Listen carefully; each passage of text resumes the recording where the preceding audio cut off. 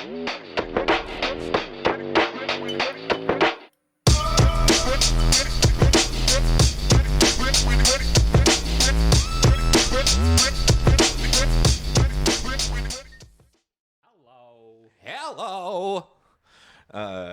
Remember Drag Queen Lamb of God? It's fucking hopeless. I hear it in my head every time now. Right. And it's not a bad thing. It's not a bad thing. It just depends on how you say it. Right. Exactly. Great in any context. Hell yeah, boys. It's Whatchu Spinnin, episode 76. How are we doing? Doing good now. We got good. mic stands, dude. Yeah, we got that's David nice. Draymond in the house We from ain't gotta hold Disturbed. shit anymore. I can move my hands. Yeah, I can. They say hello. They say goodbye. My hands, my penis. Wait, that's the different podcast. That's different. I can touch you guys. We can hold hands when it gets scary. You know. Now I can bring up really scary music and like hold a flashlight. Before we start, what's up with your shirt? I like that. Fuck, that's delicious. Fuck, This that's shirt? delicious. That's. Go ahead. It's a cooking show. Action Bronson, he actually does it. Mm-hmm. It's pretty fucking cool. Is he like a chef? Yeah, he's like a chef. Oh, cool. Yeah, he really does like kind of everything. But yeah, it's like a show that he does where he like there's different stuff, but he goes to like certain regions and like eats their food and shit. Okay. And he's cooking and stuff, and he has like a bunch of like guest appearances come in and everything. Alchemist is always on that show. Nice. Larry June, like a bunch of other people. Hot damn, I'll have to check it out. Hell yeah. Oh yeah, dude, it's fucking awesome. I didn't realize like it was that in depth. I knew it was like an Action Bronson thing. I didn't realize it was like to the point where like Alchemist has been on there a shit ton. That's freaking sweet. Yeah, no, that and like, I mean, he's done a couple of shows that are pretty good. Mm-hmm. Like Ancient Aliens. Really? Watching that one like you were high. Yeah. Like, that was cool. Right. Ancient astronaut theorists believe this is the best podcast ever. For music. And they are right. They are right. 10 out of 10 dentists recommend Whatchu Spinnin. Yeah, an apple a day keeps the doctor away, and an episode of Whatchu Spinnin a day also, enhances your music taste, your music horizons. That's what we're here for. We've got mic stands, so it's going to get a little silly, I feel like, which I am all the way here for. But we've kind of started a new tradition here, thanks to my man Matt, of getting some questions going at the beginning of the episode. This was one where he threw the net out to the boys and said, hey, I've got some on deck, but if y'all have some, let's spice it up. And I said, fuck yeah. I came up to the plate. I answered that text first. I've got a lot of time on my hands. So I said, what are your top 3 albums that you've brought up on the podcast that you wish you would have waited to bring up for whatever reason? If not 3, 1 is fine. As y'all know me, I brought up 3, but I'm hoping I'm gonna wait until someone finishes theirs, because if they don't bring up one that I think they are, I'm gonna do it for them. Ooh, is that a threat? Probably. No, it's a promise. Probably. 1, 2, 3, 4, 5. It's your question about like what we would have wanted to bring up later down the line, right? Yeah, like Okay. right now, like if something, like I brought up Mad Villainy as the first episode. And I don't know, like me personally, I feel like I've developed a lot more with the podcast and everything, and like how I go about it personally and like the research behind it now. And I'm like, fuck, I wish giving that appreciation now, or like looking at it now, it would have been so much better, when we've got better equipment, like we're all more comfortable or whatever. And like, there's an album for sure that I'm about to bring up too, actually, that you weren't on the podcast for, that I'm like, fuck, I would have loved to like blown Matt's brain out the back of his skull with this, with these picks. Yeah. So yeah, I'm going to go ahead and introduce mine. My first one is just because, I'm going to bring this band up probably in the next handful of episodes, but just because I've been getting back into this album, and I feel like I have a deeper appreciation for it than I did when we first brought it up, not even that long ago. But White Pony by Deftones. Nice. Been getting back into their discography and hadn't listened to this in like well over a year, and went back to it a couple weeks ago, and I was like, God damn it, I wish I could bring this up again, just based off of that. And then my second one is a pick from episode 4, I believe, and it's Enema by Tool. Their second album, technically. Great album. That was a good episode, but man, Matt and I have geeked out about this album so fucking much, and I loved when we covered 10,000 Days and like all the A Perfect Circle stuff. So I know, I'm like, fuck, man. If we do a revisit, like a true, like, hey, let's dive back into these albums, that's a strong contender for first place for me. To just so we can dive into it again. Yeah. And again, you know, the comfortability of like what the pod is now, and then also like getting your take on it. Oh, it would have been, it would be so sick. Dude, I would re-listen to that album. Oh yeah, absolutely. We should do it. That'd be fun. We need to do that and just figure out what we want to do. Yeah, that's like the one theme that I've been mulling over in my head, like how to go about doing. And we kind of flirted with it with the chopping together old episodes. But at some point, I do want to do that where we each pick, like, revive one of our own picks and like bring it in. We do the traditional take on it. Yeah. But the main one, honestly, that I think I would do for that is Noise by Ghostmain, episode 2. Yeah, I brought it. I blew my load way too quick with this one, man. This album is so good, and it's like just so interesting to like look into. And I've like gone on a deep dive on his work now, and so I feel like it would be a much better presentation if we were to revisit that. And yeah, so that's one that I was like, fuck, that was way too unique, way too quick. Like I should have I should have held that a little closer to the vest. But yeah, those are my 3. Nice. I didn't bring all mine for these because I would already be hauling like half my collection. But for sure, one that I'd want to revisit, just with us, like, you know, kind of appreciating music more and spending a lot more time together. Buena Vista. I brought that up maybe like, when was it? Like the 3rd? And that's the one that I pulled out just in case. Just in case that cocksucker didn't say it. Just in case he didn't bring it up. I was like, there it is. This is one I would want Jake to revisit. That would have been it. I fucking love that album. We all would have definitely appreciated it. Also a little too early. I could say probably the Khruangbin. Universe. No. Yeah, Universe Smiles Upon You. That was like my 2nd or 3rd one. It was like your 3rd or 4th. I don't. Yeah. But no, because I thought I was on the episode for that one. Oh no, that was the second. It was the second. That's for the second one. Right. Yeah, that's right. For this one, like, I don't know. It might have been a good time to bring it up, but same, we could have appreciated it more. And one, just because I want to talk about it again. Yeah, exactly. This other one that I'd bring up, probably the Navy Blue. Good one. I forget what the album is called, but that album, I've just been listening to it a whole lot more. It's like the front of my like hip hop section that I just listen to it, and just because I put it on repeat. Navy's Reprise. So good. It's a good one. He's got a great feature on one of the albums we picked this week. Yeah. Start off, Matt. You are. I only have one. It's all good. And I definitely blew it way too fast. Oh, Billy. But when Maps came out, I was just like a huge fan, and I should have waited. Dude, his catalog, you brought up Maps like today. Yeah. His catalog is so vast that I wish I would have started maybe with Hiding Places or, you know, just slowed down. But I just heard that album. I was like, let's talk about it. So, oh, yeah. And I want to talk about it again because it's a great album. You know? Yeah. But Hiding Places would be another one to start with. Absolutely. Yeah. And trust me, that's not the last time that Maps is going to get brought up today because of both of your albums, actually. I have a good piece about Maps planned out. Hell yeah, man. Maps. That is like...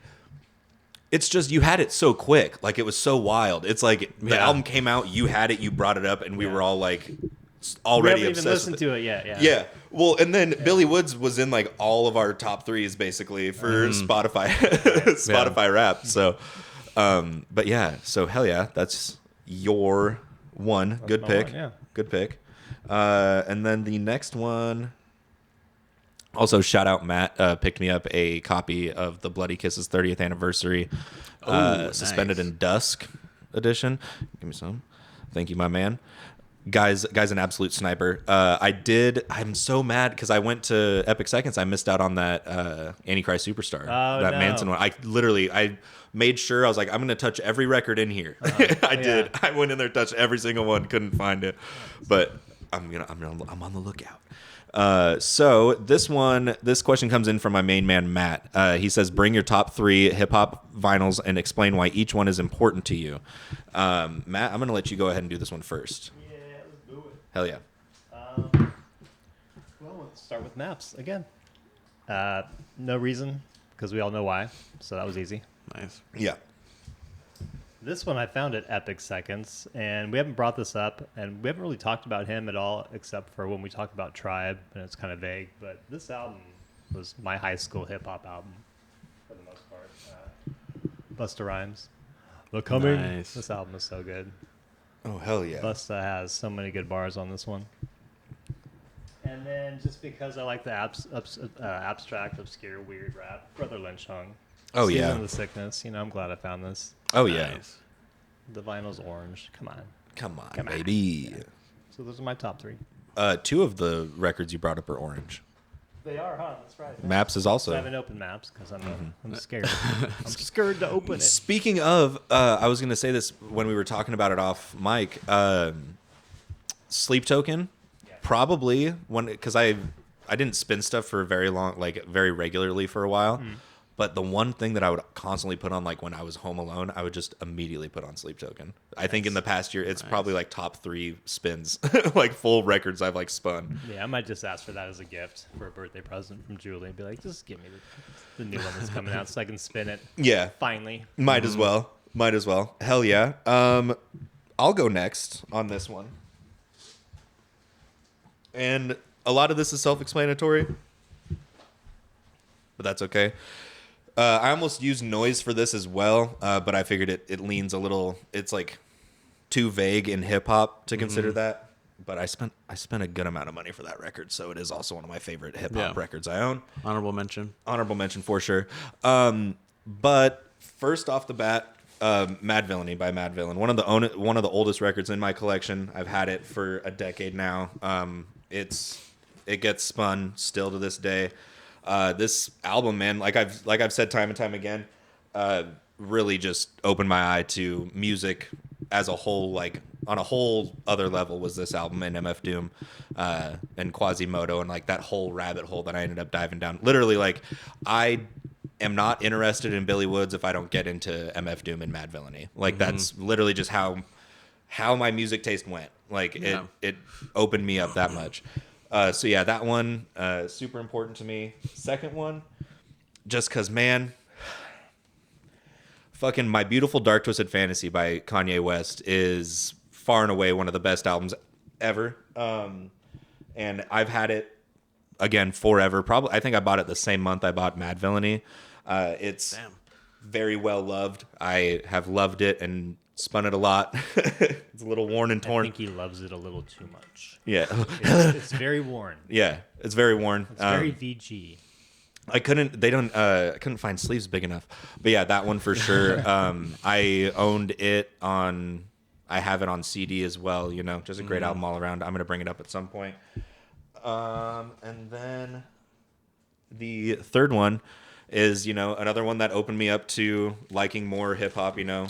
Again, I don't get into certain artists if I don't get into this one. Acid Rap by Chance the Rapper. It was the one album that like, hey, come listen to hip hop, and then MF Doom and Mad Villainy really sealed that deal. So Nice. hell yeah. Good picks, man. Thank you. Fuck yeah. Well, my picks, they in part have been on the cast. I guess one of mine for sure is Miles, Blue in Exile. One, because it's a fantastic hip hop album, but two, because like just the significance it has to the cast for me. Oh yeah. Like it being the first pick for mine, and to appreciate it, that kind of holds a special place. Number two, Pray for Paris, West Side Gun. One, because I really do like this album. I think the curation and like the beats and everything, the features. Album cover's pretty God, sick, the too. features, the everything about it is pretty cool.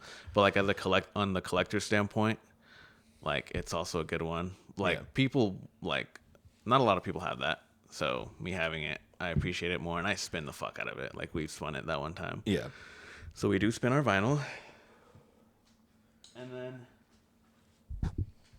this one, kind kind of out of left field. It's YG Tut. Oh wow. This is what's the album called again? Fuck, I forget. Preacher's Son. Yeah. It's like I listened to it a lot in high school, like with my cousin, with my friends, and it has like Isaiah Rashad on it. He's a feature on there, and was at the time I think part of the label. I think he might still be. I think YG Tut had a feature on House is Burning too. Yeah. I want to say that. I'm trying to rack my brain. I'm like, why does that sound familiar? It's probably that. Yeah, he's worked a lot with like TDE. Gotcha. But if you haven't heard it, give it a listen. It's really good. Hell yeah. Excellent. And then I think we have one more, right? Yes. We've got Jake's. Oh, okay. I know, right? Hell yeah. This is really good. And all right. So Jake's question is, what was your first purchase of music media and why? Like your first ever CD or your first download off the internet, etc. I can't remember. Like LimeWire was big, but like I always had people do it for me, you know. So I can't like claim that technically because that didn't happen before I bought this CD, and it was "Toys in the Attic" by Aerosmith on CD. My mom got me like a stereo system for Christmas or whatever, and gave me like burned me a couple CDs. But then we went and I had like Christmas cash, and I looked at the back of Toys in the Attic because I already had Greatest Hits. I had Aerosmith. She gave me Aerosmith Greatest Hits, and I was like, I want like an album. I was like maybe 10 or 11, and I looked at the back of Toys in the Attic, and it had "Walk This Way" and "Sweet Emotion" on it, and I was like, oh, hell yeah, and bought it at Target for like $10 or something, and. Fuck yeah. I'm bummed because I don't know where the fuck. Like, it had to have like been somewhere in my mom's attic or something. But yeah, that was, Toys in the Attic. Nice. Yeah. I think mine, like aside like LimeWire and like all these websites that we could download it. I did funny story on LimeWire. Like I downloaded a Soulja Boy song. It was Crank That. I downloaded that on my phone, and it was like a shitty like $10 phone. It was blue. So like when I'd play it, I'd be like embarrassed because like my phone was shitty. But like probably my first media that I actually bought, and you're gonna fucking clown on me and you're gonna laugh. I was like at the mall, and like I went to Hot Topic, and they had Skrillex on there. Scary Monsters and Nice Sprites. Scary Monsters, Nice Sprites. Fucking hey. Bang. I bought it. Hey, 2012 dubstep, that is Mount Rushmore album. That is it. Like, hey, shout out. I knew exactly. I was like, oh wait. Yeah, you knew far too quickly. Yeah, that was probably like one of the more significant ones that I had bought. Like, like I saved up money. I had money. We were gonna go to the movies or whatever, but I just ended up buying that. Right. Well, and as we talked recently on the show, Skrillex killing it lately. Like, has gone in a more like house direction. And is really fucking. No, his new stuff is actually better. Oh yeah, like all his house stuff. Mm-hmm. Hell yeah, Matt, what you got? Mine's back from '95, and that was back when I was not even 18. I think I was 17, maybe 16. I can't remember. I'm getting old, but I was at the mall, another mall story, and there was a Music Land that used to be there where they'd sell CDs and shit like that, and Slayer's Divine Intervention had come out. So I went to the counter with the album, and they're like, no. I'm like, what do you mean no? What do you mean? Luckily my mom was there, so I had my mom buy me that. She didn't bat an eye. Nice. Probably should have, but hey, your mom's cool, dude. She let one pass the goalie that day, and that's all right. She was looking out for you. Yeah. Nice. That was the first CD I remember like buying. Yeah. And then buying floater CDs throughout high school and stuff like that. Nice. Oh yeah. It was that like Aerosmith, and then I went to Best Buy and bought like Dirt or something, or like Nevermind. And then my mom, like I bought a car right after I graduated high school. This is like a little more like just CD story. And my mom was like, hey, here's a huge stack of CDs. Do you want any of them? And I was like, I'll take all of them. And there was like, I swear to God, there was like Downward Spiral. I was like, what the fuck, Mom? Like, hell yeah. But then there was like Country Grammar by Nelly. And I was like, these are all I want. I was like, the rest of this is dog shit. I was like, throw this out. But hell yeah, man. Collecting CDs. I've been I found like my little CD, case that has the pages. And just because my car doesn't automatically connect to Bluetooth, I'll let a CD play. And this brings me, it all comes full circle because this is a LimeWire story. I torrented like Slipknot's whole discography back when I first graduated high school. And there's like a song off of Iowa at like the back of the Slipknot mix CD, and it's like such shitty quality. Like it's so bad. It's like literally like 2003 LimeWire status, and I'm like, oh my god, like what was I doing? Because this is when I was working at the call center and I had to burn CDs, and I was just like, fuck it, whatever. I was also in a pretty bad way back then, so forgive me, but I was like, god damn, it was like Heretic Anthem or something. Like the start of it just sounds so bad, but then it cleans up. But yeah, I was laughing so Dude, hard. those happen all the time when you download them. Or like people's crazy DJ tags. It'll be like mp3skull.com where you can find today's hottest hits. Soldier Boy, tell him. And it's like that's just in the middle of the song. The intro. Yeah, it'll be like fucking Who Shot You? But then there'll be someone being like, this is ripped off of kduck.com. Hell yeah, boys. I've been looking at cassette tapes anytime I go into a record store now, or just like a pawn shop or a random shop. Not brand new ones, but just vintage ones. And I found a few 80s ones, and gonna start a small collection. I found Empire by Queensryche. Oh, nice. Queen, dude. Decent condition, too. Hell yeah. And Let's then, go. Pride by White Lion, which is a terrible album, but there's side two is pretty good. Hey, I was just about to say you found White Lion. I mean, I've always had, this was like early me collecting physical media was this guy, fucking Quasimodo. Hell yeah, I'm glad you didn't you found that at grandma's, right? Yeah, my grandma was moving out of her house and she had like a crawl space, and she was like, do you want this like random cassette? And I was like, yes. I was like, I don't even have a cassette player in my car, but Please give it to me. I was like, I don't even own one either. I'm just collecting. Exactly. Yeah. It's like another version of that, man. Yeah, that's not a good thing though. No, exactly. But these are like $2. That's how much I paid for the White Line. Yeah. There you go. Hell yeah. Excellent. Well, shall we do a little Wayne's World and move into today's content? Let's do it. Hell yeah. Well, this has been Whatchu Spinnin's episode 76's version of the question extravaganza. I don't know. We'll figure out a fucking name for it at some point. Anyway, I'm Dorian. That's Jake. That's Matt. Stick around. We'll be right back to talk about some good old hip hop. Peace.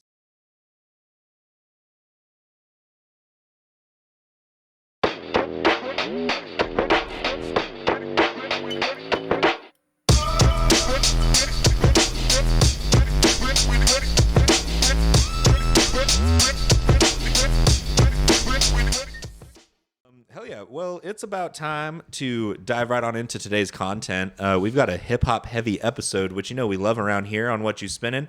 I'm going to kick it over to my main man, Matt, to introduce us to his incredible pick for this week's episode. Yes, sir. Going back to last year, 2023, this album came out, and I'd never heard of the artist because I'm still kind of getting back into hip-hop.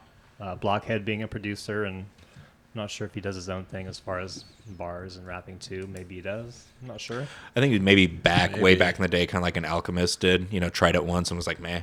But I don't think there's anything documented. Yeah. So I saw the album cover and I was like, what the hell? Let's hold it up here for the people to see. Faded. Got all those wires and whatnot. So many features on here, from Billy Woods to Navy Blue to Danny Brown to Arm & Hammer as a group. People we haven't heard of that now we're starting to like. And each song is unique and has sampling for days. So I fell in love right away. And I remember ordering it, especially because that's the same day I ordered Maps, which I got for Jacob. Nice. So that we could all have a copy. So kind of sentimental that way. But I love this album. It's fun start to finish. The first track, I'm just going to say this right off the bat, sets the tone. Absolutely. With Billy Woods and Navy Blue coming through with those bars. And it's just like, after that, it just takes off. So that's the heavy song. I think that makes the album. What did you guys think? Yeah. I remember when this came out, man. And like, because at the same time, Danny Brown, Quarantra came out. Yeah, it was like the same week. The same day they both dropped. And I was like trying to listen to both, but I was leaning more towards this. Like I was just embedded in it because all the features it has, so many different people. The like production also is very like strange at points. Like you have like, you know, the typical like hip hop song, like you could say the first track, but then you get like these weird, kind of a little bit more ambient production, like on Lighthouse. and Mississippi kind of like a little like silly beat. So like the production has always been really interesting for Blockhead. Like I like Blockhead, but I've never like fully gone into an album besides that ASAP Rock one. But his production is very unique, and I really caught myself liking it this album. That's what really caught my attention. He has a similarity to The Alchemist where they both really like using live guitar sounds in their production, like actual like stringed instruments, but they're different in a way. Like Blockhead's is so signature. Like there's a couple times on here, Mississippi being one of them, that are just so reminiscent of Blockhead. Because I've been listening to Blockhead for a fucking minute. Like when I got into Aesop Rock, like that was the production that I got into was Blockhead's. He's got some great solo work. Outside of this, his instrumental albums are great too. But yeah, Mississippi, you mentioned it's like silly. That is like textbook Aesop Rock with Blockhead. Yeah. Like that is, I'm like, oh, that is like so incredible. I'm like, fuck yes, hell yeah, that they like leaned so hard into that to be like, oh, we're gonna give you something that's like None Shall Pass era. Yeah, it could have been on any other Aesop album. Yeah, exactly. And the fact that they both can just flip that switch on in 2023 is insane. It really speaks to them and their ability. And yeah, the ambient sounds off of this, I haven't dove into maybe looking at just instrumentals of this, but it could be like Eno level ambient at times. You know, it's all over the place. Even for someone like me who's listened to Blockhead for years, I'm like, this is very grown. You know, this is like a very good progression. Like it shows him as an artist really from the start to the finish, or to where he is now. It's a very good representation of his entire career, I feel like. Track placement on this album too was well done. Oh, absolutely. It flows so well, and it kind of gets goofy once in a while and goes back to it right away and gets to that street level. And I like finding features where people haven't listened to. Ugly Frank on, what is it, Lighthouse? Yeah. Great song. Bruiser Wolf, we were talking about his flows. I'm mad at you. Kind of that pimpy sound. Yeah. You know? Love that. You love that. And that's one of the more ambient like beats on that. It's like it's like kind of like very that light piano that it has in it also. Yeah, it's like very like stoner like groove kind of, like it's just very mellow, and then you get this like silly ass like I'm mad at you. And I'm like, this is to a T. Like this is exactly what you expect from Blockhead, but it's just executed in such a way that is really just top notch. Yeah, it's cool too that you mentioned the track listing. Billy Woods executive produced this, so he like helped out like the layout and everything, and you can hear that throughout too. Like the features too, they're not like back to back. They're kind of staggered on like, I guess, more underground people that you've never heard of, like Ugly Frank. But it also has like people that are like. It's got Quelle Chris on it. Akai Solo, he's really good. Brian Enels, I've never heard of. Love him now, man. Love him. Oh yeah, gotta look into his stuff. He's and got then a new one with Infinity Knives. Ooh. Yeah, it's tight. Damn. It's on streaming. It's great. Damn. Album or just a song? Album. Uses a Floyd sample from what's it called? Time. I'm looking it up. Oh yeah. God damn. Okay. Damn. That's cool. Yeah, like we're finding out of these artists like just through. It's pretty much like just an insane collaborative album that he has like 20 people rapping on. Yeah, there's so many people on here. One that was really cool that I was really funny to me, RXK Nephew. Yeah. Hilarious. Him, man. He's funny. Yeah. What the hell was that? And then we got people like Juggernauts. We got Breeze Bruin. Yeah, That's Breeze cool to Bruin. see him on there. Yeah. Kind of sounds the same. Yes, there was a lot of like that, and then Casual, like that song with Casual and Breeze Bruin on it. That was a favorite of mine, honestly.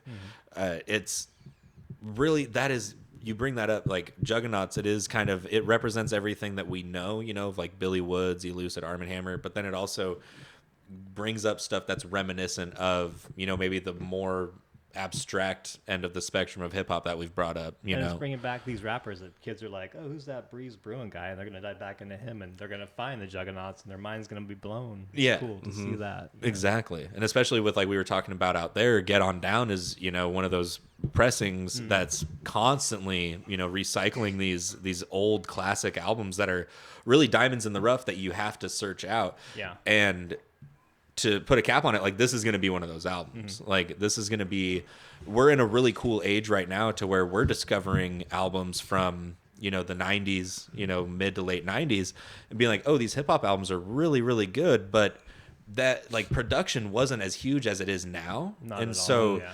in 20, 30 years, there's going to be people that pick up, you know, fucking Haram or the Ox, and they're going to be like, oh, holy shit, like this production on this is unreal. And that's what's kind of cool to be experiencing right now, is like this revolution of hip hop production, and going to be able to be like, you know, how there's like the old heads that are like, oh, I was at Woodstock 69, I saw Hendrix light the guitar on fire. And it's like, no, like I was there in 2023 when Maps, Scaring the Hose, Sleep Token, The Ox, like all of these insane albums came out. What a like, year. You just said it right there. Exactly. Wow. Like 2023 is going to be one of those years, like people are going to discover albums in a time capsule from and be like, what the hell is this? And their mind's going to be blown. Like if, like when I heard The Wall for the first time, you know. This is a great representation of underground hip hop in this day and age. And Absolutely. I think they did it really well, you know, really well. And that last track, there's so many features. I don't know how they all got on there, but That's what you call a posse cut. yeah, man, they all got in there a little bit.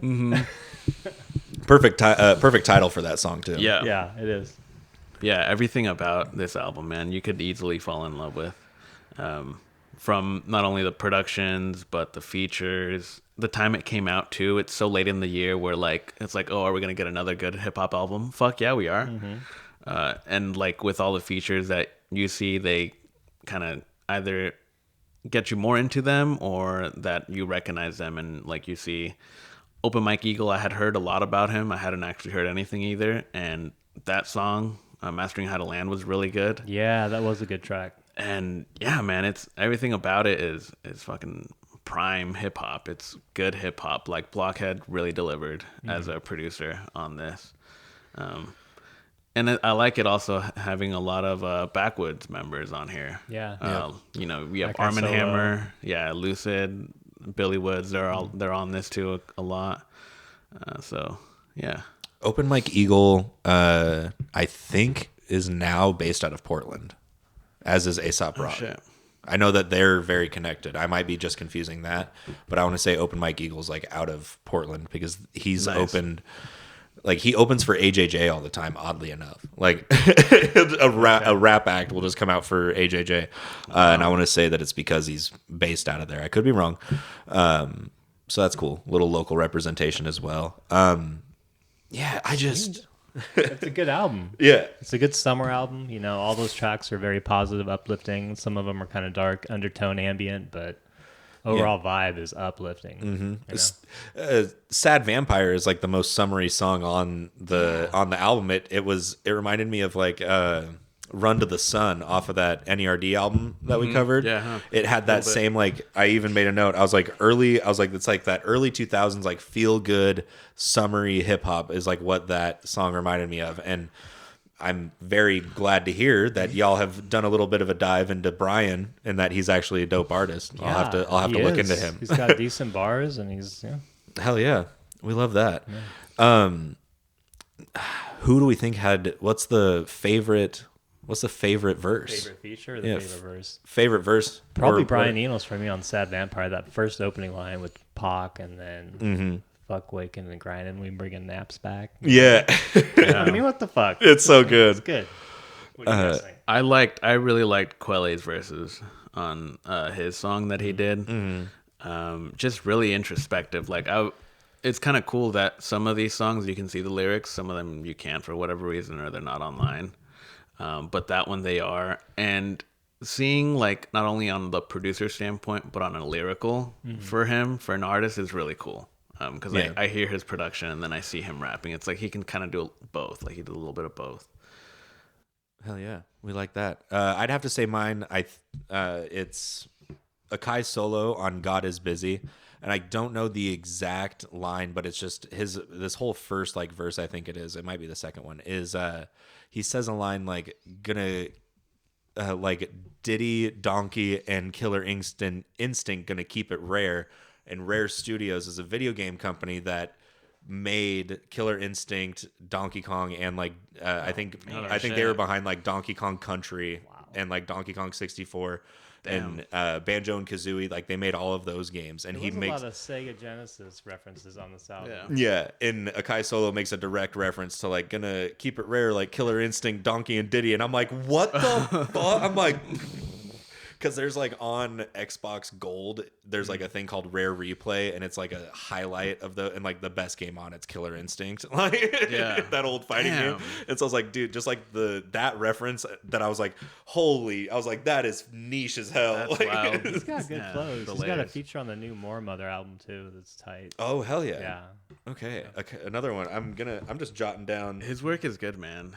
Hell yeah. He's got some good stuff. I did like that. That was, I mean, it's in my top 3. I won't tell you where, but yeah, I'm glad to hear that as well. Another honorable mention on a lyric that I like. RXK Nephew, big ass Glock like Rocket Raccoon. He's just like saying random ass shit on that song. Yeah. Another one he says like, I talk to animals like Dr. Doolittle. Right. I'm glad you guys liked it, man. Oh yeah. It's hard not to like this because all of our favorite hip hop artists are on here. Yeah, there's something for everybody. Yeah, exactly. It's accessible. You can hear it and love it. Yeah, like we did. A very strong elucid verse on an Arm & Hammer song. If you like Give Thanks off of this, go back and listen to Be Safe, early Arm & Hammer with Blockhead production. Great song. Shall we top 3 it? Let's do it. Hell yeah. Starting back to forward, going honorable mention. I got 2 today. I'm going Pink Lemonade. It's kind of a unique song. And then the one I played outside, Stab Vampire, just lyrically, that's a fun song. Number 3, Ponzu Sauce. Got some good flows in there. Nice. Number 2, Gargamel, just because I like the Smurf sample. And hell yeah. It was just such a, I don't know, unique song for the album. Kind of, I think it was midpoint, maybe towards the end. And then, of course, my favorite was the opening track, AAU Tournaments, just because it set the tone. Billy's in there. I almost like Navy Blues lines better, but anyways. Yeah. I think Billy Woods, like, he does his thing. Like, you know, it's definitely, his verses are great. But like I said with the elucid thing, it's like I feel like he kind of took a step back, was like, let other people spit. I'll spit where I want, but I'm executive producing this thing. I got enough to worry about, you know, maybe. Mm-hmm. But, hell yeah, based off of that, I've got honorable mention Poppy Seeds. Just that vocal, man, is just too good. Yeah. And then second honorable mention is Hater Porn, Casual and Breeze Bruin. Yeah. And that beat on that was just, it just did something. It just made you want to sway and head bop, you know? Like, Matt, you're doing, exactly. I'm hearing it in my head right exactly, now. Like, here it is. You can't not even, like, you can't even talk about it and not want to do that. And then number 3, Give Thanks, just because I was like, oh, this is... It's cool when you are able to see how a producer makes music with a rapper or 2 rappers. And I had heard Be Safe before this album came out, and I was like, oh, they're very like similar sounding beats for Arm & Hammer. And so that was kind of cool to see. And it's just a great song. Number 2, God Is Busy by Akai Solo, or with Akai Solo. Already gave that one some love. And then number 1, Mississippi, because it's just... This MIS. Yeah, SISIPSIPPI. It's like so good. And then, like I said, just it's on the nose, Blockhead and Aesop Rock. So that was cool that they, like I said, cool that they leaned into it that hard. So that really tickled me. So nice. Honorable mention, Give Thanks. Another great Arm & Hammer track. Like it's such a gem when you find one, when you get a new one. Another honorable mention also, Poppy Seeds. I told you guys outside, he sounds like, if you've heard of him, like a new age, like Sugar Free. Like he sounds exactly like him, like high pitched voice, like rap super fast. Number 3, AAU Tournaments. I did not think I'd see that collab. Billy Woods and Navy Blue. That's fucking awesome. Yeah. Number 2, Lighthouse. Whoever Ugly Frank is. Good, man. Dude. Good he was going off. Really good. I really like that song. And favorite song, Ponzu Sauce. Something about that, man. That beat is super good. And then Breeze from Juggernauts with Aesop. Like, what? Yeah. How do you...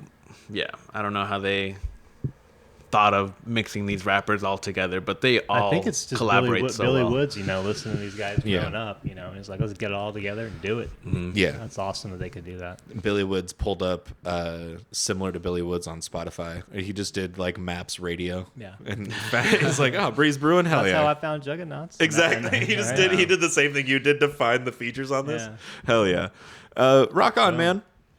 The Ox by Blockhead, which was released, November of 2023? I believe so. I believe so. Great album. Listen to any of those rappers that are on it. Listen to any of their solo work or their groups outside of this. That was Matt's pick for this week. We'll be right back to dive into a country for the first time with my pick. It's What You Spin in episode 76. Thanks for sticking around.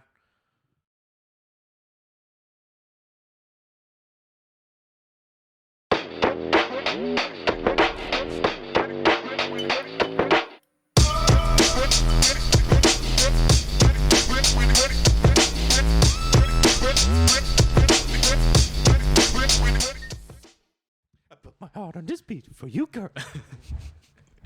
Yeah. All right. Fuck yeah, boys. All right. Well, it's my turn up here on What You Spin in episode 76. The Ox Killer album. We love it. Love just about every artist on there. We're going to bring up some people off of that here again in a little bit. But for now, it's time to go back a couple of years. This album came out in 2018, was recorded before that. We'll get into that in a sec. It's live on Red Barn Radio 1 and 2 by country artist Tyler Childers, based out of Kentucky, released in 2018.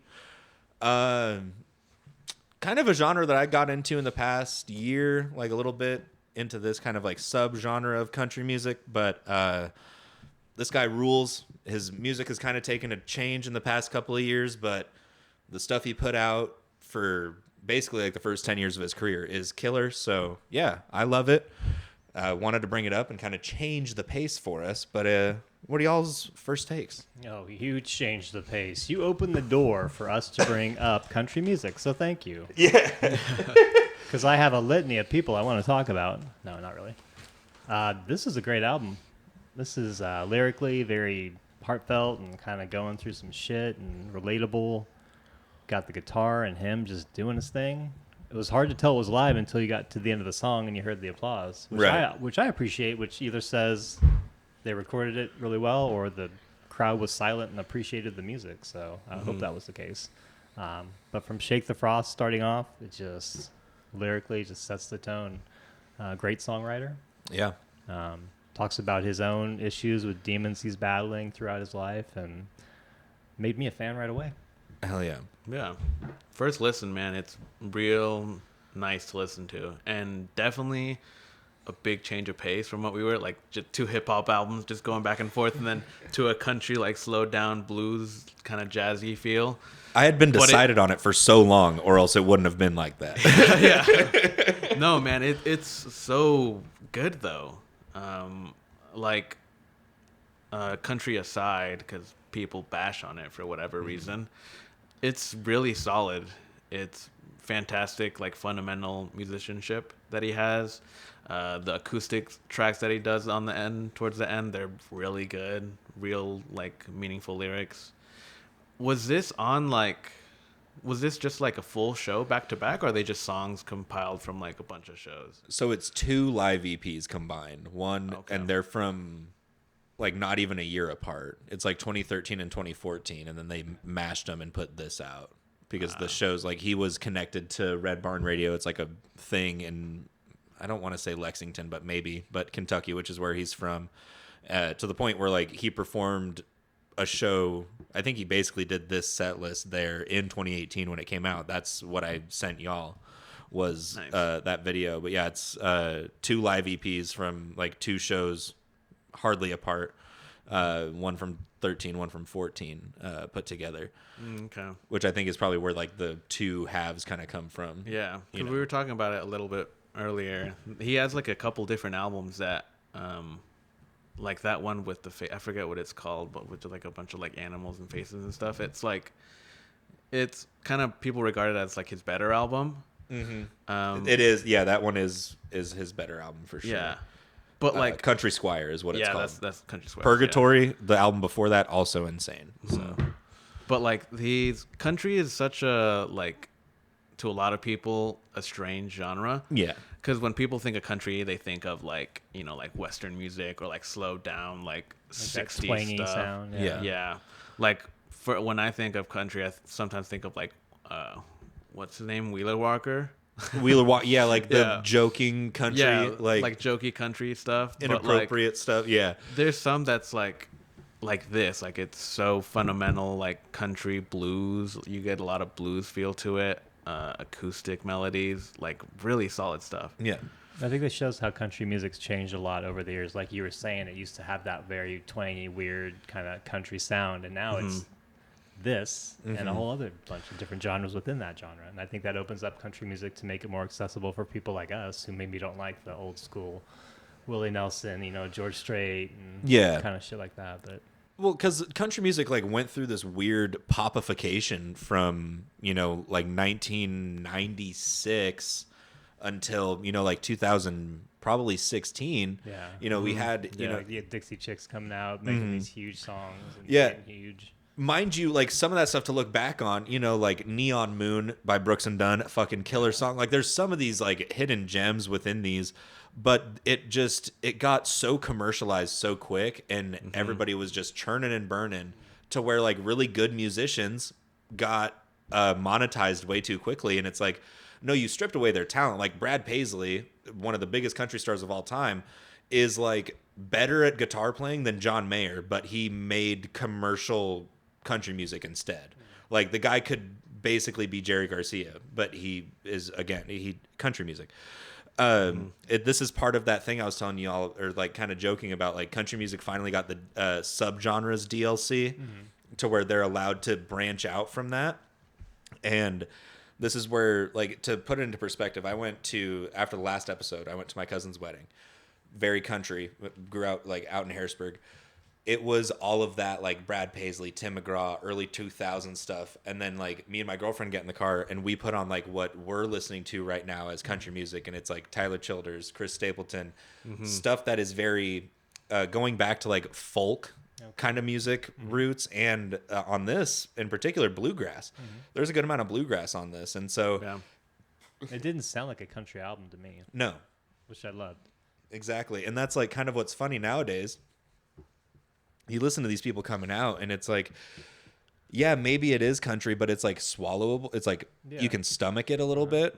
Or you get something like this. It's funny. My buddy Patrick that got me into folk punk and stuff, that does like, he's been compared to Tyler Childers in like write-ups of shows he's done.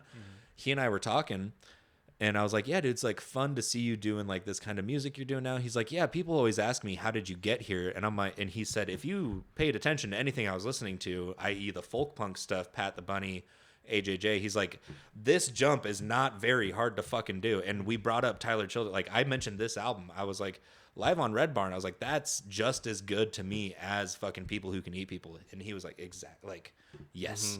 Like, and so, yeah, this is like a good... if you like this, it makes you more susceptible to open up to like what else these subgenres are offering. So it's very exciting stuff, honestly. Yeah. No, and it's pretty much almost the same lane as that, like AJJ, because it has like instrumentals, guitars, a lot of like folk punk kind of also. Yeah. But it's like kind of up the same alley in a way. Yeah. And to get more into like country has always been a want of me too, because like I'll listen to country every now and then, like if I'm at the store or whatever, like I'll try to recognize some of these artists, but not a genre that I'm super keen on. Yeah. So I'll share some playlists. I'll share a couple playlists with you. I've got some. Because it's like stuff like this is perfect. Yeah. Like I'm making food, starting my day off on my way to work, whatever. It's just like a nice listen. Yeah, it's a good way to start the day. That mellow vibe. I think lyrically too. It's just him speaking. There's nothing fancy about the lyrics. Sometimes you're like, it's just kind of random sentences, but like it all flows well with his guitar playing. Right, it's pretty cool that he can do that. Like the hook, to speak on that, like the hook to Charleston Girl. I've been to Virginia one time, and it was like the DC area. But that hook, all I know is that when I am good and sober, I am leaving West Virginia for a while. Like that's the only time I've been to the West or the East Coast, and I'm like, yeah, you know what? Fuck West Virginia. Once I get so like fuck West Virginia, man. That place sucks dick. You know? Songs like Dead Man's Curve, man, just relatable, and you know, it's just I felt him just kind of speaking to me throughout the whole album. Which is cool. Yeah, like and even just simple lines, you know, we talked about it with the last album, but there's like lines on Shake the Frost where it's like, and just shake the frost off these bones, you know, where it's like we all get so like downtrodden with like everyday life and stuff, and he's like pleading about like the everyday experience, you know, like mind you, whatever his struggle was and everything, I've looked but didn't find anything like too harrowing. But you know, he just speaks for like the daily man, you know, of like, just shake this frost off my bones, just be pleading with a woman or a partner to be like, hey, just be my comfort, you know, basically. Be there for me. Exactly. And it's cool to kind of see heartfelt, what can be labeled as country music nowadays, but it's like, no, if you really like scrape the surface off of this, it's profound like folk music. I was sharing it with people all week. Oh, hell yeah. And they're like, you like country? I'm like, no, I'm just sharing the song. No, it's just good stuff, man. But yeah, just Moonrock. Like, look at Moonrock for it. I have seen it there for sure. So, if not, it's like $20. Okay. So I think I might be stopping by Moonrock. Yeah, hell yeah. I like how this also like kind of blows the doors for like what country music is. Yeah, because it's a lot more modern. It's a little bit newer from a newer artist. So it's kind of cool giving country that like new feeling. Oh yeah, like something people can like attach to and get into. Yeah, a lot easier. And it's like nice to see. You know, there's been a couple of attempts. You know, we talked about it on this podcast when it came out, but like Country Carter by Beyonce and everything, like that's all good and great and everything. But it's like that kind of stuff lends into the problem of what country went through in the early 2000s of like the over popification of it. And every now and then they come up. They're gonna come up. And that's kind of what's wild right now is that country has been seeing a resurgence in the past 2-3 years, where it's like I went to that jamboree last year, and now one of the artists that I went and saw just did the All-Star Game national anthem. Crazy, and I just happened to be there, so yeah, shout out Tyler Childers, shout out this album. Check out his other stuff. There's a litany of other artists you should check out within this genre. Lainey Wilson, Red Clay Strays is a good group. Check out like Modern Bluegrass also. Trampled by Turtles, great. Steel Drivers, which is where Chris Stapleton got his start. Nice, yeah. They're still putting out music though. They're great. I don't have a whole lot else to say on this album. It's pretty short, pretty sweet. But I'm down to do top threes and honorable mentions if y'all are. Let's do it. Hell yeah. So for me, honorable mentions the starting track, Shake the Frost. Kind of mentioned that already. The lyrics to that were pretty good. Just a good human experience song. And then second honorable mention, the last song on the album. Just Bottles and Bibles. Very like visual kind of song with the lyrics on it. Number 3, Coming Down. Just that second half of the album, kind of like we talked about, the last 4 songs on it get real slow, real kind of like melancholy, make you really sigh and think. It's a good thinking song. It is. Number 2, Charleston Girl. That hook is just incredible. Great song all around, good feels. And then number 1, the song I played out in the garage, Follow You to Virgie. Song about Tyler Childers' like friend's grandma who would sit out and like listen to them all play music and stuff, and she passed away, and he wrote a song like basically dedicated to her and everything, and that's it. It's incredible.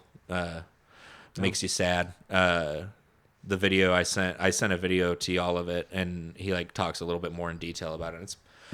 If the song doesn't make you cry, the intro before it will. Then you're not human. Exactly. Honorable mention for me, the last one, Bottles and Bibles. I heard that on the way here. Me too. It was really good. I really liked it. Really enjoyed it. Number 3, White House Road. I like that song. A little bit crazier of a song, I guess, on the album. Number 2, Coming Down. Like you said, that's where like it's just like the acoustics in him and just like honing like everything. And then favorite was Shake the Frost. That's like the song on the album, I feel like. Yeah. Yeah. Sets that tone. Yeah, it's my honorable mention for sure would be Shake the Frost. And then, we didn't really talk about White House Road, but I like that. Number 3. It's a great one. Yeah, it was a good one. It's very. That's hidden. the one that's like bluegrass, almost jug band feel. Yeah, you get that little, We been sniffing that cocaine. Yeah, that's probably why I liked it. Oh man, it's just so. It's a song to get hammered to. Like, that's a problem. Might have done some cocaine this week. Nope, just joking. Number 2, Follow You to Virgie. Yeah. Just a great lyrical song. And then Dead Man's Curve kind of just related to me a little bit more than any other song on the album. So I enjoyed that one. Hell yeah. We love that. That was live on Red Barn Radio 1 and 2 by Tyler Childers, released in 2018. We will be right back to wrap it up and jump back in time to, guess what, 2023 once again. What?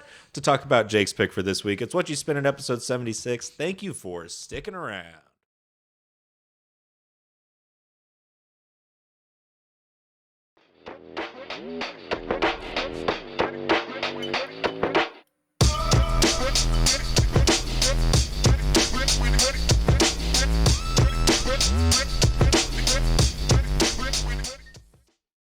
Hell yeah, fellas. It's time to wrap it up. What? Whoa. It's time to... Your move. I'm the rapper. I'm the rapper. I'm gonna do that voice the whole time. We got to stop developing characters for me. I'm never gonna be Dorian again. Anyway, it's time to wrap up this wonderful episode 76. I've had a blast. Time to visit another great album from 2023 with Jacob's pick for this week. What you got, my man? Yeah, so we getting spooky because we Scaring the Hose by Danny Brown and JPEGMAFIA. Came out in March of last year. It's been over a year at this point. I feel like it still hasn't been long enough. No. But out of the gate, it's a banger. Yeah. It's crazy. It's like it's hard to wrap your head around. I've never heard JPEGMAFIA by themselves. Heard Danny Brown a few times. Still can't get over his vocal. But I appreciate his lyricism. Yeah. But having these guys together was really cool. It created like a different sound altogether. Yeah. It's fucking tight. That's when he brought this up and you went into the bathroom, he's like, we're gonna get him into Danny Brown. And I said, I don't know about that. I said, but he'll at least understand, like, you'll appreciate this album from Danny Brown and him. Like, because I don't think that you could get a better duo for either of them. No. Like, there's nobody. Like, Danny Brown couldn't pick anybody else on the other side of him. JPEGMAFIA couldn't pick anybody else on the other side of him. Like, it's just that great of a pairing. And yeah, so I'm glad that you liked it. It's like a lo-fi, heavy, noisy sound. And then I think I respect Danny Brown's lyricism a little bit more and what he brings to the table on this album. And so I think I am a fan now. So good job, boys. Hey, Nice. It worked. We did it. yeah, it's like if you like RXK or whatever, Frank, or what was it? Ugly Frank and RXK Nephew. Yeah. RXK Nephew and Ugly Frank, like, yeah, that type of lyricism, like, you'll be able to get into Danny Brown. Yeah. And even the JPEGMAFIA bars were tight. Yeah. Tight. Yeah. It's really cool seeing this collab, dude. Really fucking cool. Because Danny Brown for the longest has had that, like, kind of persona as being, like, this, like, kind of out there, weird, with his lyrics, with his music, with his beats. And JPEGMAFIA has kind of been the same more recently. Yeah. I don't know if you guys got a chance to watch it, but Danny Brown's podcast... with JPEG on it. Yeah, with JPEG. What's it called? Your Mom's House. Yeah, it's on that. It's like I think it's just the Danny Brown show. Yeah, that's the Danny Brown show. But like he has like a bunch of people come on there, and they did one with JPEGMAFIA when they were gonna drop this album, and they kind of said that like it was a passing of the torch almost, like Danny Brown being that weird persona for the last 20 years and handing it off to like Peggy because he's the same person almost. Yeah. Like with their like strange beats, weird lyrics, weird flows. This album was perfect for both of them. Perfect for them to collab on it. Yeah. And JPEG Mafia, like as a whole, like his production aspect, like he did what was it? Woke Up and Asked Siri How I'm Gonna Die. I think he produced that song off of Diabetic Test Strips. But yeah, like if there's anything that I suggest after this album is don't go through Danny Brown's discography, go through JPEG Mafia's. Okay. Like he is impressive. Like you'll get more out of that than you would going through Danny Brown's. Yeah. Jake and we're gonna defend Danny Brown, but we understand not everyone's taste. But yeah, JPEG Mafia, you would love him. Yeah. Veteran, the album that we were talking about earlier, Veteran's LP really good. is LP great is awesome. also. Okay. And yeah, this was just a wild collab that you didn't think would ever happen. I got into JPEG Mafia at the beginning of like pandemic, like 2020. And then, like Danny Brown, really liked Danny as a feature artist. Some of his solo work I'm a fan of. And then heard about this, and yeah, same thing. Changed my life when it came out. I stole something from Wikipedia just based on the production. Yeah. Basically what JPEG Mafia said, it was like a practice session for them going in there with... It was like the 90s with no Pro Tools, and that's how they wanted to approach it. Oh, you can kind of hear that in the production, and I love that approach, and just not caring about all the technology you have around you nowadays. Yeah. And just going in there and doing your thing. They were talking about it that they just used like, I think it's called like a SP404 or something. Yeah, like they just used that. Like for production, especially nowadays, like talking about like, 12 months ago, people use like all the high-end shit and like a bunch of beat pads, but they just had one where they did the whole thing, and like it sounds pretty good. Yeah. It sounds pretty good, pretty well mixed. Some of the tracks too, like at the end, they'll be just production, like no one's rapping on it. It's kind of cool that he does that too. Yeah. Yeah. It's a really strong showing from everybody on all facets, because Danny Brown more so lately has like kind of also delved into like the more of like the executive production, I feel like, especially, he releases Quanta also this year or in 2023. And just to have this album, like, dude, like you said, came out in March, this and Maps and Take Me Back to Eden ruined / saved my life last spring and summer. Like I lived off of these 3 albums. Like I would just get like I was going through some shit clearly. Like I would throw on fucking Scaring the Hose and just drive across town. Like there were multiple times like where I would show up to your old apartment. Remember when we would go out? You'd be like, "Oh, come on out. Like, let's go out for drinks." I'm like, "Okay, cool." I'd be blaring Scaring the Hose Fuck yeah. on the way to your place, and then I'd walk in your house and you were playing it. Yeah. Yeah. I'm like, "Oh yeah, this album's just it's incredible." And then I remember I was like still getting down to that album, and you sent us Maps, and I was like, "What the fuck?" Like Matt's into Billy Woods, like things are changing. Yeah. Spring of 2023 will go down in history for Whatchu Spinnin as like a lot of fucking crazy. Yeah. But yeah, shout out this album, man. Everything about it, top to bottom. Song titles. Yeah. Great song titles. Fentanyl Tester, Step a Pig. I mean, Garbage Pail Kids. Yeah. Right. Yeah, everything about it, man. I'd like also that for a hip hop album, not a lot of albums are like this. Like it's you will not hear another album like this. It is not trying to be catchy. No, it's not trying to be mainstream. It's abstract and weird for a reason. Yeah, it's almost a Machine Girl album. Yeah, that's why it's called Scaring the Hose, because it's like it's gonna turn people off. Like it doesn't title like that. You're bringing the women in with this album. You play at a party. You're gonna have people like look at you, stare at you, like, what are you playing? But it's like I'm scaring the hose. She does not like this. She hates it. Yeah, they're they're gone, dude. Yeah, but like we work, we scared the hose. Yeah, it really fucking does. But like, it's so unique and weird, and the sampling is crazy. Like the sampling on Garbage Pail Kids. It's a Japanese like beef commercial that they're like little kids in the background with like like synths, like that's just off a commercial. Yeah, Really cool. it's fucking wild. And like sampling Milkshake, sampling NSYNC on Lean Beef Patty, like a bunch of really cool ass samples. Yeah. Kingdom Hearts too. Kingdom Hearts key. I was listening to that one on the way over. I was like, I slept on that one the whole time. Yeah. Dude, that's track. one that I came back to like literally this past spring, like March of this year. I was like, oh shit, Kingdom Hearts key is the best song on this album. Just the opening from JPEGMAFIA just being like, just one time, bitch, Just think. It's like, it just destroys me every time I hear that. That's what I was surprised that wasn't your pick. Also because of the Kingdom Hearts reference. Shout out. No, that was what made me such a fan, because I love Kingdom Hearts. Awesome game. I heard that song, I was like, what the fuck? Yeah, it's like, hold on. You sent that meme, I was like, yeah, dude. Yeah. Dude. Just one time. Dude, it's so good. Everything about it's so good. Man. JPEG. Man, how much we can still get, we can milk this, we can squeeze some more juice out of this.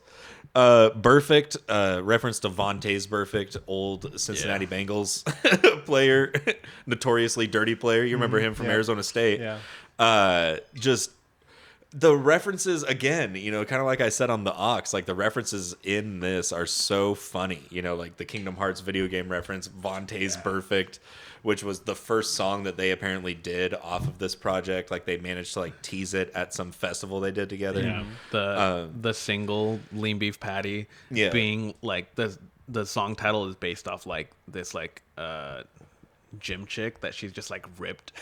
She's like a jacked like gym like freak. Gym lady. It's wild, yeah. Gym bae. Dude, it's fucking it's awesome, man. If you listen to it, you can find some things that you'd like about it. Oh yeah, easy. It's definitely not like meant to be popular or meant to be mainstream or meant to be whatever. It's trying to break the boundaries of hip hop. Like it's not trying to be. And it does like a great that. job of it. Yeah.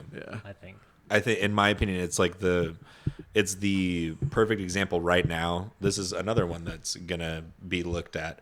Like this is experimental hip hop at its peak. You get JPEGMAFIA, one of the most out there producers right now as far as beats go, and then like also his lyricism is crazy. I mean, for fuck's sake, his DJ tag is "You Think You Know Me," which I think is what Triple H's entry music or the Edge from WWE. one of those. Yeah, and then you pair that with Danny Brown, one of the most polarizing rap artists of the past 20 years, just based off of how he sounds. Like his lyrical content isn't anything controversial. No, but once you hear Danny Brown, you know it.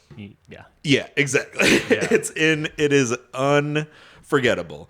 But yeah, you get those two, aspects of experimental hip hop, the production and the rapping put together, and it's like, how did we not think of this sooner? But it couldn't have come at a more perfect time as far as albums that came out last spring. I think this is Great timing. perfect. It's like the Maidenhead, So Yeah. I knew that for sure you'd like it. Oh, yeah. I was skeptical on Matt because I was like, you don't like Danny Brown. But I feel like Danny Brown kind of packages everything well. Like if he wasn't on this album, I don't know who else would have been. Like they match their energy so well. That's why it flowed. I like it. Yeah. hell yeah. Well, shall we five it up? Yeah, let's. I'll start off. Honorable mention, Jack Harlow Combo Meal. Another silly ass track. Silly name. But that's where I heard like that like jazzier, soulful production from JPEG. Number 3, Garbage Pail Kids. That sample's crazy. Number 2, Perfect. Real quick, the beat switch also on Garbage Pail Kid. Yes. Like that second when JPEG comes in on that song, just the drums get so heavy. Yeah, Garbage Pail Kids. Great. Garbage Pail Kids, man, that song's so good. And then my favorite one, Kingdom Hearts Key, it has to be. Absolutely. That Red Veil feature also. Red Veil is pretty good. It's like the only feature on the album. Yeah, it's the only feature on the album. Yeah. I forget his most recent album, but it was good. It's like purple, but yeah. Hell yeah. I'll go next. Honorable mentions for me. Opening track, Lean Beef Patty. Great way to hook the audience in. Number 2, honorable mention was Perfect. Love a good, Pac-12 reference. RIP to that. And Yeah, 3, 2, 1. We've got number 3, Fentanyl Tester. That was an early favorite off of this. I feel like the middle part of this album is so strong that it almost, like, I almost forget about the other songs on this sometimes because of how strong the middle of it is. But number 2, Kingdom Hearts Key, and then number 1, Garbage Pail Kids. Just everything about that song. That was, it was like that. This album came out and I got my car, and so a lot of early memories with that car, just opening up on the freeway, blasting Garbage Pail Kids, like just blowing it out. Nice. So fuck yeah. Honorable mention for me, Orange Juice Jones, based on the title. Love that. Number 3, Fentanyl Tester. 2, Step a Pig, and then I liked Kingdom Hearts Key. That just blew me away. Hell yes. Summed it up. So good pick. Great stuff. Hell yeah. Nice. Well, that was 2023's Scaring the Hose by JPEGMAFIA X Danny Brown. One of the best collab albums I've heard in a long time. But yeah, that was Jake's pick for this week. We'll be right back to let you know what's coming down the line for Whatchu Spinnin' episode 77. For now, this has been Whatchu Spinnin' episode 76. Thanks for listening. We'll catch you in a sec. Peace.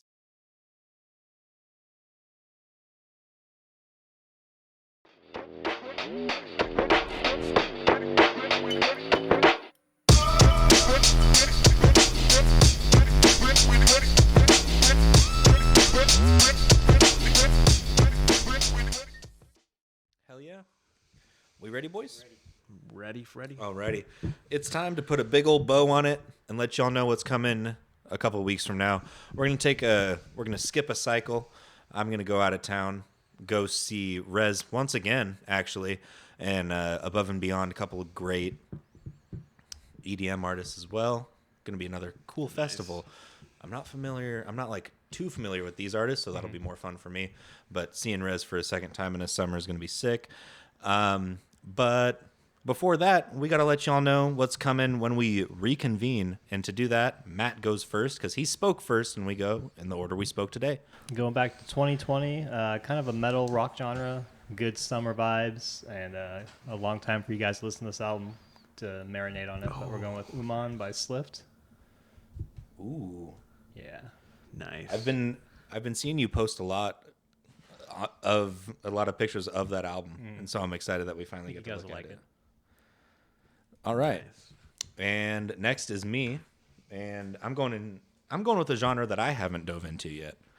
I'm going with Aphex Twin, Selected Ambient Works, 85 to 92, released I'm pretty sure in 92 or 93. But yeah, Aphex Twin, Selected Ambient Works, Nice. Classic.